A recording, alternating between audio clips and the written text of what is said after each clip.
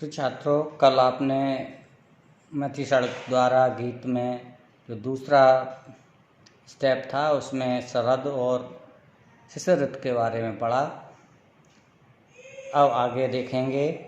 इसमें बसंत ऋतु का वर्णन किया गया है। बसंत ऋतु में चारों ओर फूल, रंग बिरंगे फूलों की मादकता फैलती है, जिसके कारण उर्मिला की काम्यता अधिक बढ़ जाती है और वो कामदेव से अपना निवेदन करते हैं। मुझे फूल मत मारो, मैं अबला बाला वियोगिनी, कुछ तो दया विचारो, होकर मधु के मीत मदन, पट तुम कट करल न गारो। मदन, मदन मीन्स कामदेव। हे कामदेव, तुम मुझ पर अपने फूलों के धनुष बाण से प्रहार मत करो, क्योंकि मैं अबला, एक तो अबला मीन्स नारी होता है, बाला मीन्स कम उम्र की युवती, वियोगिनी जिनके पति पास में नहीं होते या नायक पास में। हे मदन, हे कामदेव, एक तो मैं नारी हूँ, दूसरी युवती हूँ, तीसरी वियोगिनी। ये जानते हुए, ये विचार करते हुए मुझ पर कुछ दया का विचार करो या मुझ पर कुछ दया करो। होकर मधु के मीत मदन, हे मदन, हे कामदेव, एक तो तुम मदमीश बसंत के मित्र हो, पट मीन्स और चतुर हो, इसलिए तुम मुझ पर कट मीन्स कड़वा, विष करल मीन्स विष, न गारो मीन्स न डारो, अर्थात इसलिए तुम मुझ पर कड़वे विष की वर्षा मत करो। ऐसा करने से मेरी कामुकता अधिक बढ़ जाती है, अर्थात मेरे अंदर व्याकुलता बढ़ जाती है।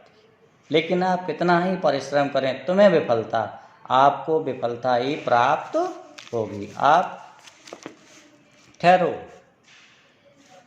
देखेंगे। ठहरो से तात्पर्य यह है कि आपने बहुत प्रयत्न कर लिया लेकिन आप अपने कार्य में सफल नहीं हुए, इसलिए रुको। श्रम परिहारो, श्रम मीन्स अपनी थकान, परिहारो मीन्स दूर करो। आप ठहरिए और अपनी थकान को दूर कीजिए। आप अपने कार्य में सफल नहीं होंगे, क्योंकि नहीं भोगनी मैं कोई उर्मिला कहती है, मैं कोई भोग विलास वाली स्त्री नहीं, जो तुम जाल पसारो, इसलिए तुमने छल प्रपंच का अपना जाल पसारा है और आप इस छल प्रपंच के जाल में सफल नहीं होंगे।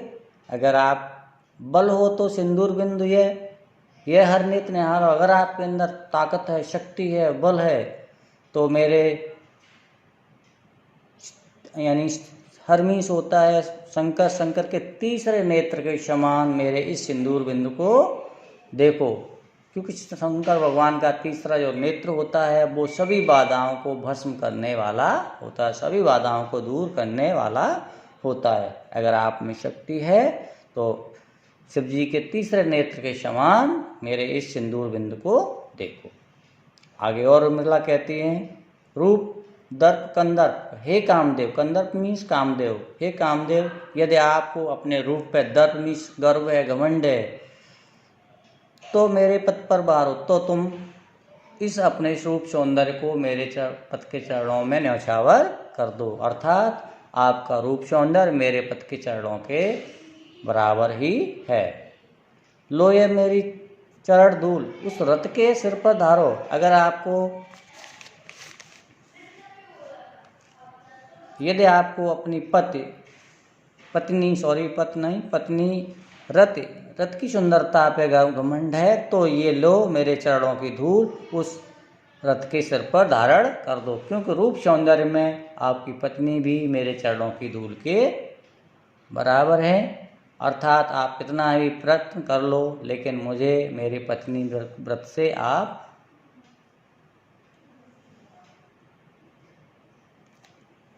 हटा नहीं सकते हो, यानी दूर नहीं कर सकते हो। मैं अपने पत्नी व्रत पर अडिग हूँ। ठीक है, आज यहीं तक।